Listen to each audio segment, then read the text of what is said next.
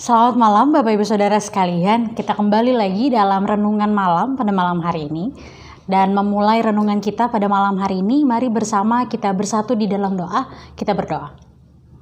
Bapa yang baik, Bapa yang bertata dalam kerajaan surga, kembali kami datang kepadamu. Kami mengucap syukur dan berterima kasih atas segala kebaikan kemurahan Tuhan dalam kehidupan kami. Pada saat ini kami hendak membaca, merenungkan akan kebenaran firman-Mu.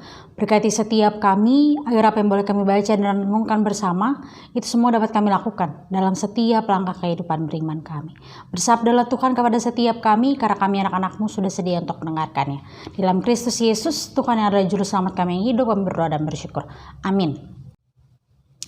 Ya, Bapak Ibu Saudara sekalian, bacaan Alkitab kita pada malam hari ini diambil dari Injil Tuhan kita Yesus Kristus menurut Markus, pasalnya yang ke-6, ayatnya yang ke-53, yang menyatakan, setibanya di seberang, Yesus dan murid-muridnya mendarat di Genesaret dan berlabuh di situ. Ketika mereka keluar dari perahu, orang segera mengenal Yesus. Maka berlari-larilah mereka ke seluruh daerah itu dan mulai mengusung orang-orang sakit di atas tilamnya kepada Yesus. Di mana saja kabarnya ia berada. Kemanapun ia pergi, ke desa-desa, ke kota-kota, atau ke kampung-kampung, orang meletakkan orang-orang sakit di pasar dan memohon kepadanya supaya mereka diperkenankan hanya menjamah jumpai jubahnya saja, dan semua orang yang menjamahnya menjadi sembuh. Demikianlah pembacaan Alkitab. Berbahagialah setiap kita yang membaca, merenungkan, dan juga melakukan firman Tuhan dalam setiap langkah kehidupan beriman kita. Haleluya. Ya, Bapak Ibu Saudara sekalian, sebagian besar manusia memiliki pikiran, pola hidup, bahkan iman yang kompleks. Dan hal ini dibuktikan dari berbagai pertanyaan-pertanyaan seperti bagaimana saya dapat mengenal Tuhan? Tuhan itu ada atau tidak? Mengapa saya harus percaya kepada Tuhan? Hingga pertanyaan-pertanyaan seperti mengapa penderitaan itu ada padahal Tuhan itu baik? Berbagai pertanyaan-pertanyaan kompleks tadi seringkali saya dengar, saya jumpai ditanyakan oleh begitu banyak beberapa orang yang ada begitu. Nah, Bapak Ibu Saudara sekalian, malam hari ini kita mau belajar dari orang-orang di Genesaret. Orang-orang di Genesaret ini mengajarkan kita tentang bagaimana iman yang sederhana, tentang bagaimana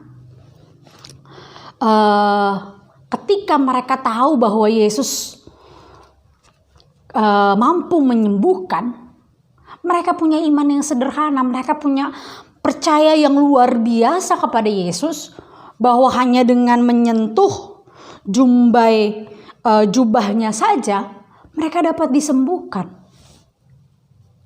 Dan tidak hanya sebatas itu, mereka juga kemudian mengumpulkan orang-orang banyak.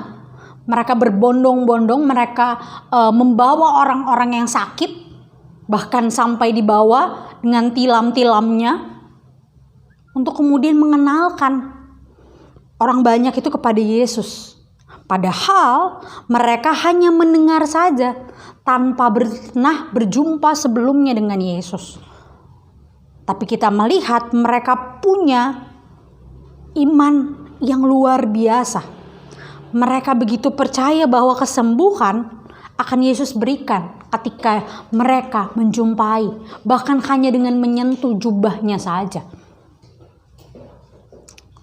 Dari cerita ini, Bapak Saudara, mau mengajarkan kita tentang kesederhanaan. Dari sebuah sentuhan, dari sebuah cara pandang, dan juga iman percaya orang-orang di Genesaret pada masa itu, bahwa mereka percaya lewat sentuhan Yesus yang ada bagi mereka, mereka dapat pulih, mereka mendapatkan kekuatan, mereka merasakan bahwa Tuhan adalah Tuhan yang luar biasa, meskipun mereka hanya dijumpai lewat sentuhan saja. Pertanyaannya bagi setiap kita, sudahkah kita dengan segala pikiran kita yang kompleks, dengan segala kompleksitas hidup kita, dengan berbagai ilmu pengetahuan yang kita miliki di hari ini, sudahkah kita benar-benar merasakan sentuhan Tuhan? Ataukah sebaliknya, kita terus bertanya, di mana Tuhan? Mengapa penderitaan ini hadir dalam kehidupan saya? Mengapa masalah, mengapa pandemi, mengapa berbagai hal yang saya rasa buruk terus terjadi dalam kehidupan saya? Kita lupa, kita bahkan abai pada sentuhan-sentuhan Tuhan yang hadir lewat orang-orang di sekitar kita, yang senantiasa mendukung kita untuk terus bertahan, melewati, dan bersama berjuang. Tuhan juga hadir lewat sentuhan nafas udara yang masih bisa kita hirup hingga pada hari ini. Tuhan hadir lewat sentuhannya yang sederhana setiap harinya. Ia membangunkan kita dari tidur kita masing-masing. Ia menjamah setiap kegiatan, setiap rutinitas yang kita jalani.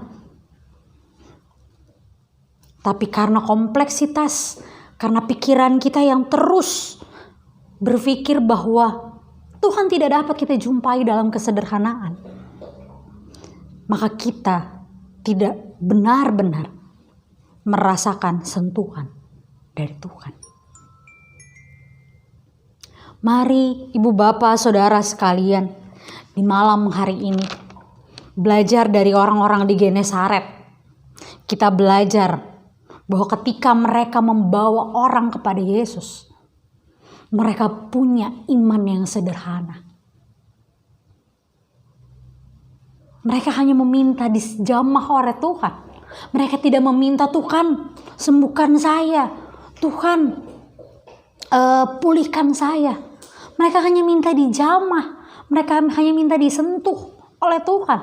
Tapi mereka percaya lewat sentuhan itu, lewat kesederhanaan sebuah sentuhan, Yesus mampu memulihkan keadaan mereka. Oleh sebab itu, Bapak Ibu Saudara sekalian, mari kita beriman dengan sederhana.